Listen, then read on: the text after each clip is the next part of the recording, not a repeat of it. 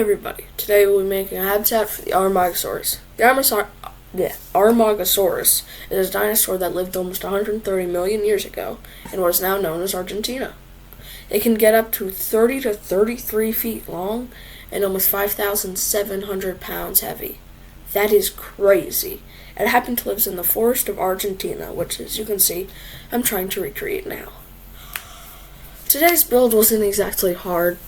Again, the hardest part is really trying to add other little bits of nature into it that makes it look more than a bunch of trees shoved into an area with a river, which, by the way, I've started to realize is my thing a lot of times. My water features are normally just rivers that separate the enclosure, but you know what? It's a good thing, It's helpful.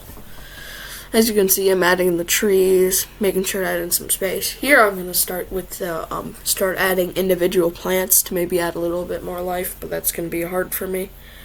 I'm really hard at trying to break algorithmic ways and trying to just think naturally. See, putting two of them together, that's a rookie move. But you know what? It doesn't look half bad. It's kind of masked by all the trees and greenness, so. Here I added a little bit of bushes and stuff to add a little bit more life into the areas where it's completely flat. See me experimenting with how I think ginkgo looks in this area, because ginkgo adds some nice texture to the floor too when you put it down.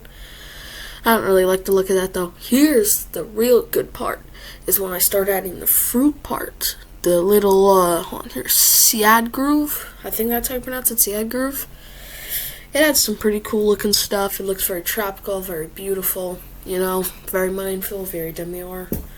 But it does look actually surprisingly good, especially in tropical habitats. That's one thing I find hard though when I'm building other types of habitats, especially when I have feeding on and stuff.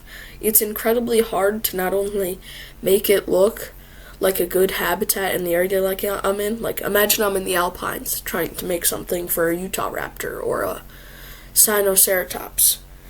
Okay? The Sinoceratops need to have certain plants to eat.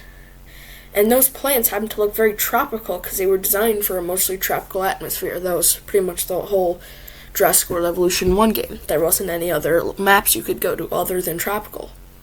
So it's really hard to really allow the dinosaurs to turn on the eating button to allow them to eat, and blending that into the environment, especially with how tropical the fruits look. Here you can see I'm just going through a little walking tour into the habitat, looking in the river. It's really beautiful. Waiting for the Amargasaurus to land. As you can see, I'm going to fix that little weird spot. I don't know why, I don't like how it reveals the giant open area, because I used a square map. So to make it look a little bit better, I'm going to add those trees. Now I'm just waiting for the Amargasaurus to get delivered. Now I'm honestly super excited. I've used the Amargasaurus once or twice. I don't know, something about it's not my favorite dinosaur, how it looks. The Alamosaurus is really cool, it kind of reminds me of that, but I don't know, something about the Amargasaurus just isn't my favorite. Also, I have no idea if I'm pronouncing that right. But you know what? I'm fine with that. This series is all about getting my building things, getting my ability to build enclosures better, and to recreate natural looks, and I think I did pretty well today. Especially considering I just woke up and I'm incredibly tired right now. I stayed up late last night. But yeah, now I just got some B-roll shots, so enjoy them.